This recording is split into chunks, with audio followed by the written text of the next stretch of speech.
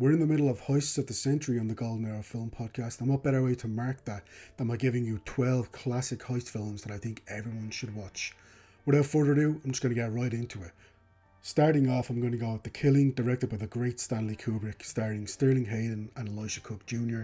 This is a heist set around a racetrack with a career criminal named Johnny Clay. But obviously it is a heist, so maybe things don't go quite as well as they could. It is in the war as well, so obviously there's going to be some shady characters involved in this, and yeah, we'll see how Johnny Clay gets on here. But the heist itself is shot so well by Kubrick, and it's right up there. I think this is the film that for a lot of people cemented him as kind of one of the great directors of his time, and obviously, as we know now, one of the great directors period in cinema history. So The Killing from Stanley Kubrick starting us off here.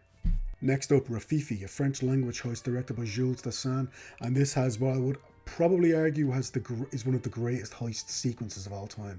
It's completely silent. There's no score, no dialogue, no music throughout this extended sequence. It goes on for about 15 or 20 minutes of these guys just meticulously pulling off this incredibly daring yet simple heist in this jewelry store, and it's absolutely it's shot so well, and no, it's so gripping. At no point are you bored, or are you wanting any kind of musical accompaniment or any kind of dialogue.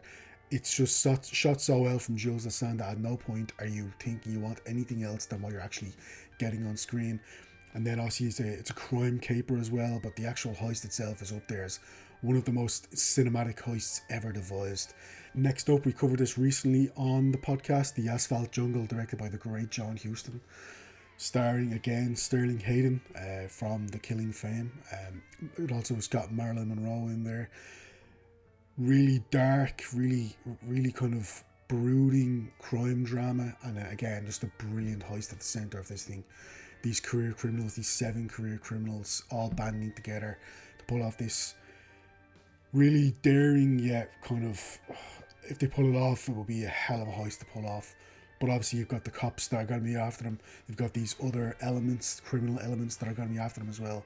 Really gripping, tense crime drama with an incredible heist at the centre of it. Next up, Ocean's 11. We've covered this on the podcast last week, actually. I think me and Harry maybe weren't necessarily as high on the film as we wanted to be. But as far as, obviously, classic heists, like, it's got the Rat Pack in there, and obviously one of the great kind of celebrity groups in Hollywood that has ever existed. It's got, obviously, you got the likes of Frank Sinatra, Dean Martin, Sammy Davis Jr., and a few of the other guys. And it's obviously spawned an incredible remake as well from Steven Soderbergh, starring George Clooney, Matt Damon, Brad Pitt, Don Cheadle, Elliot Gould, etc., etc. Just a gifted array of talent. But obviously the Rat Pack version is the one that I'm going to be recommending here, if for no other reason than it will help you appreciate the 2001 version even more. It does have some good stuff in there. There's a great ending, a genuinely great ending, and it's got some funny gags in there. Shirley MacLaine, there's a great cameo from her. It's got a great kind of musical performance from Dean Martin, who's probably the best thing in the film as far as the Rat Pack goes. But it's, yeah, I think as far as heists, it's a relatively simple heist. I mean, they are pulling off in terms of cinematically, they are pulling off these heists in these 5 different casinos around Las Vegas. Next up, Bonnie and Clyde, obviously the story of one of the most famous crime couples of all time, starring Faye Dunaway and Warren Beatty as the real life crime couple from the Barrow Gang. It's also got Gene Hackman in there. Really great story, very, very violent, especially towards the end. You're probably not prepared for how violent this gets. But it's really engrossing, really captivating to obviously see this gang led by this couple who are going around southern America, pulling off these incredible heists, making a name for themselves. They're obviously quite young as well. They're only in their early 20s, so you've got the whole kind of, not necessarily Robin Hood aspect to it, but I think there's obviously the aspect of people were kind of rooting for them at the time, weirdly, because maybe there was kind of a wish fulfillment aspect to it. They're like, oh, they're doing this thing that I wish I would kind of have the temerity to do.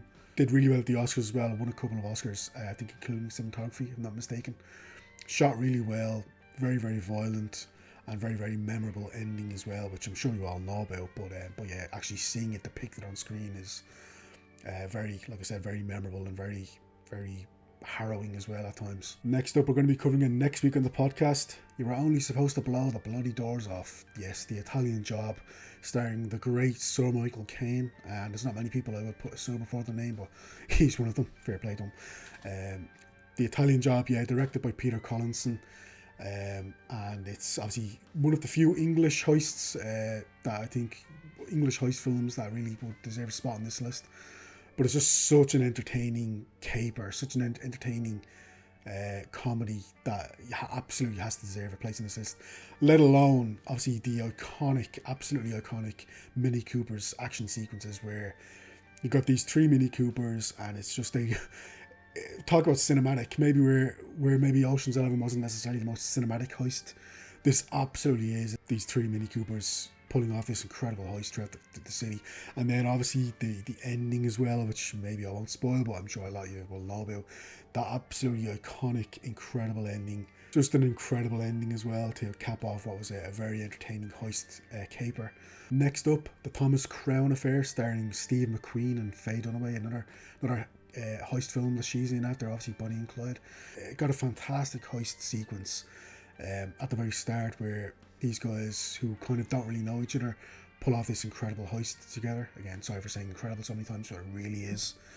And then it's all about the aftermath of this incredible heist. Steve McQueen and Faye Dunaway playing this, these people kind of drawn to each other, even though they shouldn't be, which I won't give away why, but they shouldn't be.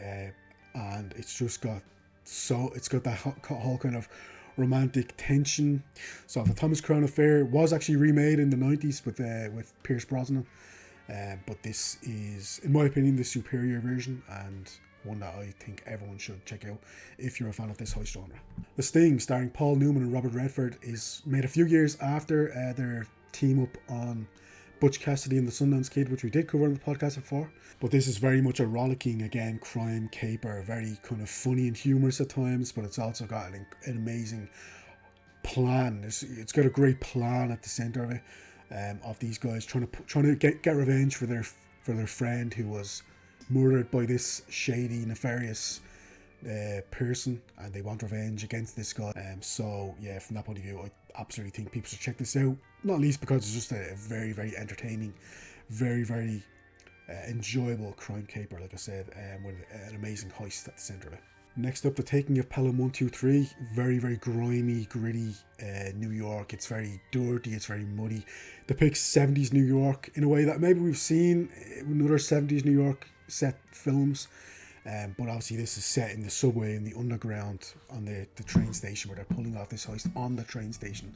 They've robbed this train, and they're gonna, these band of robbers led by Robert Shaw's villain, and they've robbed this train. They're going to execute a bunch of people unless their demands are met by the city of New York. So it's bringing on all these political components as well.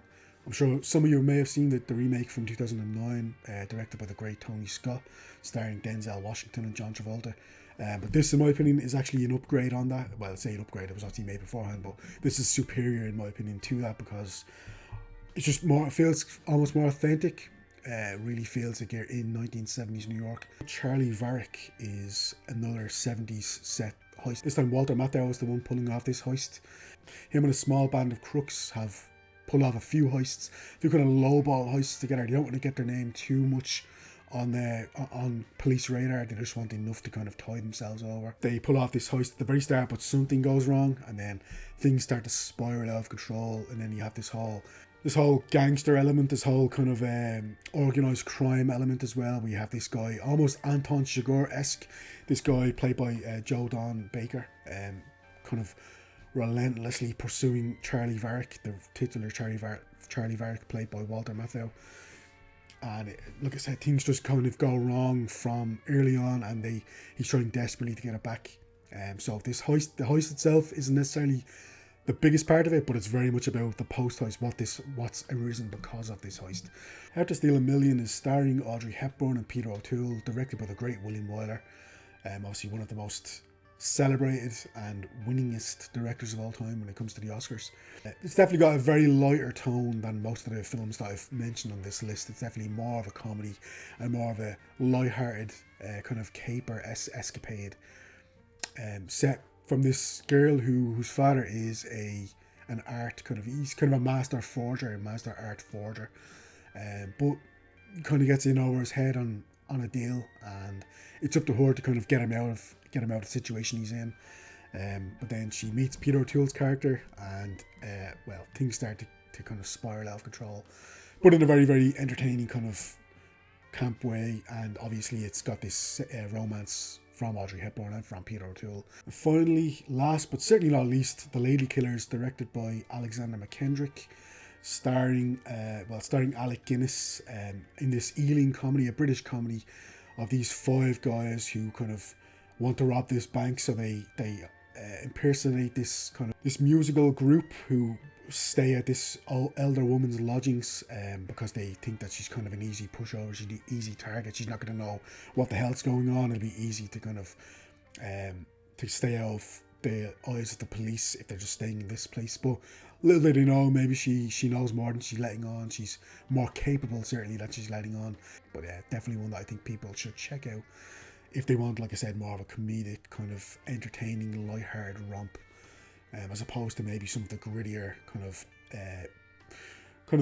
more violent, more kind of darker heists that I've mentioned throughout this list. Yeah, that's 12 classic heist films that I think everyone should check out. Let me know if you think I should have included any other films on this list. There's definitely a few that almost made the cut that didn't quite.